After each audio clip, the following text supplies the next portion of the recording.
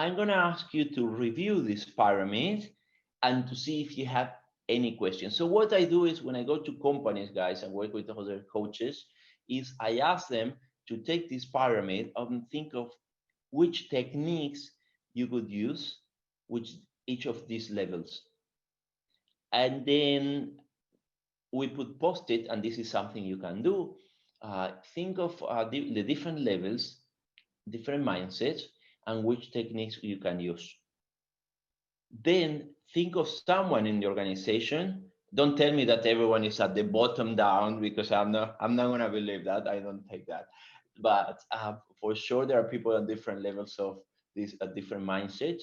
And then I ask the guys to make sure they write down. This is something you can do in your spare time, to take these different levels and try to know techniques that you can use. In general, what I see is that people at this basement, the foundations of this pyramid, they know less techniques, and then the more we go higher, they know more techniques, because obviously they are related to frameworks and to procedures.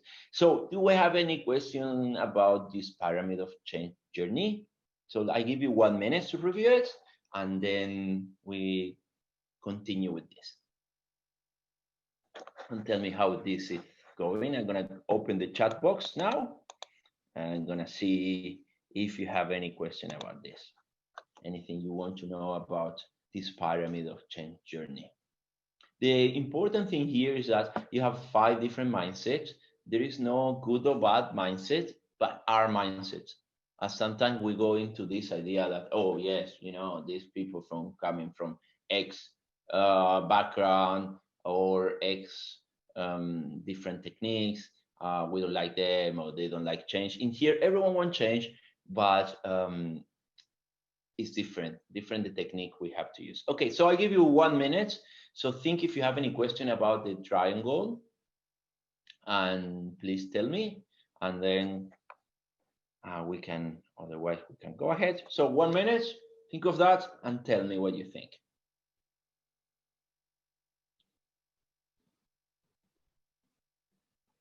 Any question about this, guys? No? You sure? Okay. So, okay, we have something here. Let me see. No. Okay, great.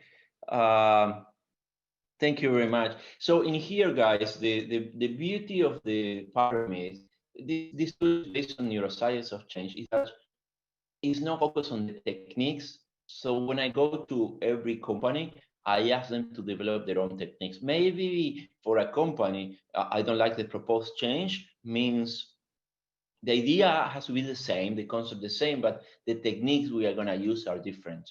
And then, yes, okay, the difference between the last 2 items at the top of pyramid, okay, Sumoli. So this is something very interesting. I don't know why, but people in many companies, they struggle with these 2 levels. So this is very, very important. I don't understand why they change, and I don't understand why we must change. It is basically when we say, I do not understand why they change. Yes, so someone said there are 4 listed changes. Well, the 5th one, embracing change, is also a mindset. So that's why we have 5.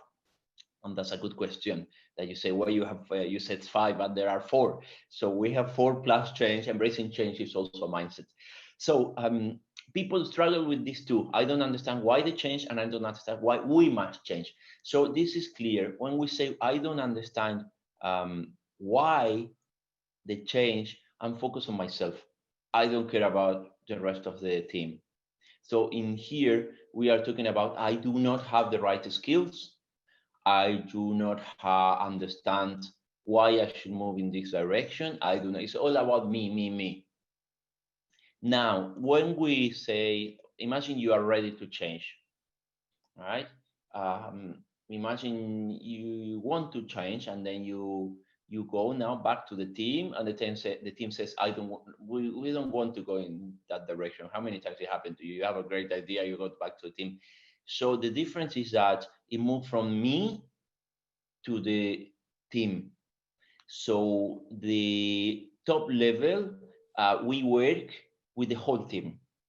For example, we make sure that the team has very good working agreement. We make sure that the team has low levels of conflict, and it's all about supporting the team, the procedures.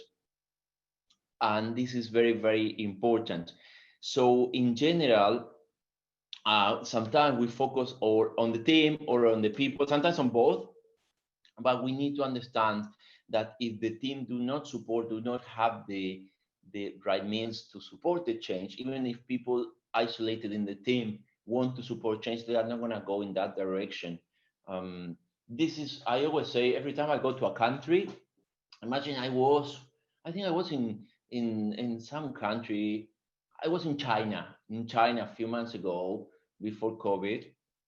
I was just about taking the metro, the underground metro, and everyone started rushing and running toward the metro. What I did, I ran. Obviously, I don't know why, but I ran. If everyone runs in a country you cannot understand the language, you run. Just believe me, you do that. So in companies, it's similar. If everyone is doing something, then the social pressure is going to affect you, right? So the difference is between me and the social. So the technique you put in at the top of the pyramid had to be focused on team dynamics. Any other question, guys? You have?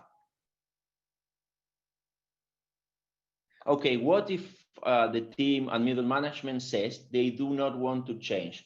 Okay, so the first thing I propose is that you try to, in your mind, there is no right or wrong, try to classify people into these 5 different mindsets. Then we need to understand how we're going to tackle this. And obviously, if someone is at the very bottom of, I want things to be as I say, I don't care about you, you're not going to go and teach guys a new framework. You're not going to teach anything else. You have to try to address what the fears are. So we need to make sure that we've classified that. But I wanted to teach you something else now that is going to help you answer this question. And I hope it answers that. So I'm going to be talking about a powerful change plan. When we try to influence change in the organization, the main issue we have is that sometimes when we make changes, sometimes they do not work very well. This is something, every change is an experiment and you don't know until you try. Whenever you want to influence change, every idea you have is an experiment, is something you don't know if it's going to work or not, or if you're going to get the right outcome or not. But there are certain frameworks, change frameworks, that are going to help you to accelerate change. And I've been developing one specific change framework, which is to accelerate change or enterprise agility in the company. And I will show it to you, and I'm going to show you how it works. And this is what I call a powerful change plan. When you want to influence change, if you have certain components, that means that you are going to be able to, or people are going to be able to embrace change faster and with lower resistance to change. And this is one of the things we want when we try to influence change. So